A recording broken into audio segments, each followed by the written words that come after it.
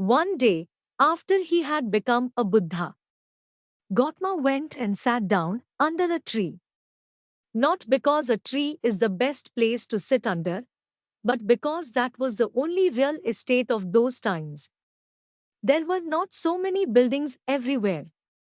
A tree was a pleasant place to sit under rather than sitting in harsh sun.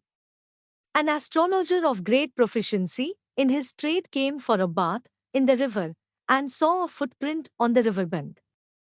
There are observations through which, by looking at the way one's feet are, someone can predict exactly what he will do.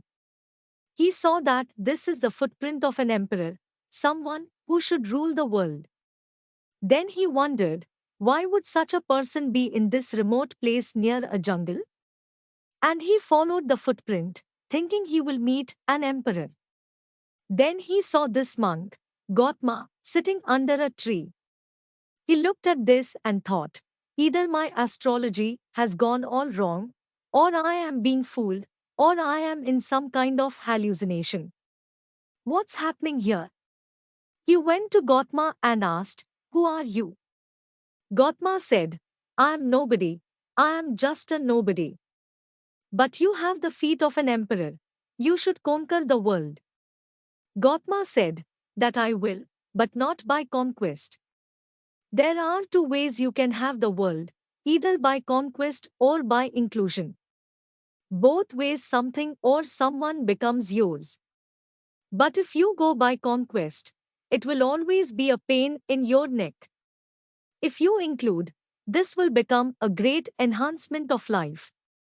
He said, I am the emperor of the world. The astrologer said, you are a monk, you own nothing. I own nothing, and I am a nobody. That is why everything is mine.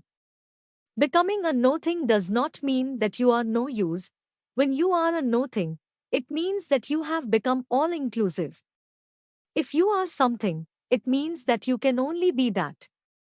If you are a nothing, you can be any way you want. This astrologer sat down and said, you are a monk, you have nothing, on top of it you say I am a nobody, and everything is mine. What is this? Gautama said, you come, I have a way for you. You are busy making predictions of life, I have a plan. You make predictions of life because you are incapable of making a plan. That is why you fall back on predictions. If you are capable of making a plan and executing it, you would not fall back on predictions. Gautama said, you are busy making predictions. I am here, I have a plan.